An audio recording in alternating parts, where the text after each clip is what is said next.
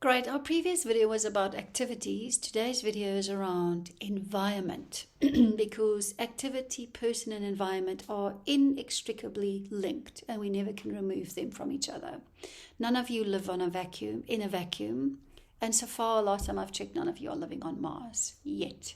So environments are constant. We are always surrounded by some sort of an environment.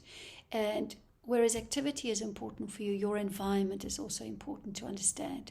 Does it work for you? Doesn't it work for you? Why does it work for you? Why doesn't it work for you? The research is clear. One environment is really conducive for one person, but that exact same environment could be totally detrimental for someone else. So again, that one-size-fits-all approach is so yesterday. It just doesn't work like that anymore. Maybe it's a bit of a sideline. The PhD research that I've done was I went into a call center, which is big, busy, open, crazy, noisy workspace. And I said, there's one group of people here that will thrive.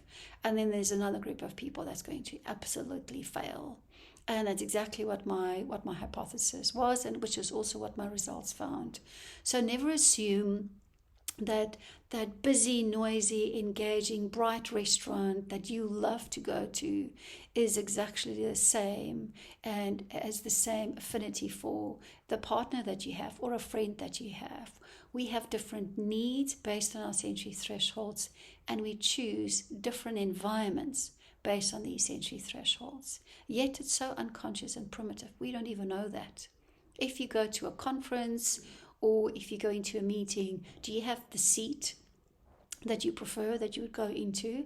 That is your brain telling you what space or what environment would be the easiest or the best for you to go into. And although our brains are primed to steer us in the right direction, it doesn't always happen like that. So often we also land up in the wrong type of environment, and the wrong type of environment causes distraction, irritation, stress, and that's not good for any one of us.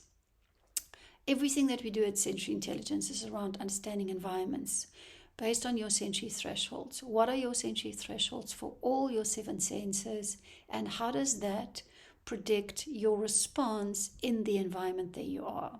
Now, although we always aim to achieve the most optimum environment, it's not always possible. So, even if you have to work in a space which is not ideal for you, there's many strategies that you can implement to make that environment work for you.